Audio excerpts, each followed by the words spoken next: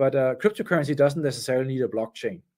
So what really is one of the powerful things about these blockchains is that when you have a normal centralized architecture, what you're trying to do is you're trying to protect what we call the attack vectors, and that is the places where this server or this operating system is touching the outside world, because that's where a hacker comes in. That's where somebody can either place a worm or change your data, or in other ways do something.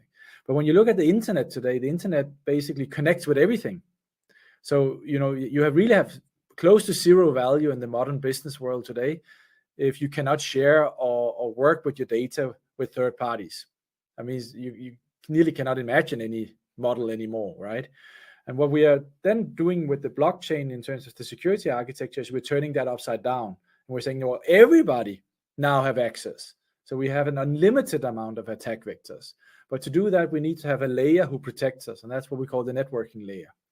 And that's in our terminology, that's what we call validators or stake pool operators. In Ethereum and Bitcoin, that's the traditional, what we call the miners, and that's the people who really operate the blockchain.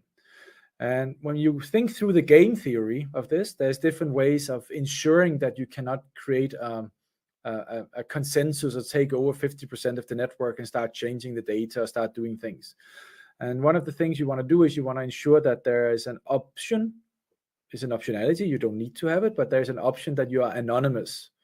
That means that if you have $100 and you're living in sub-Saharan Africa, what you can do is you can be a part of securing the Cardano blockchain by running a node, by running a copy or like a full database of the Cardano blockchain on a Raspberry Pi or a Stone Pi, a little computer, right?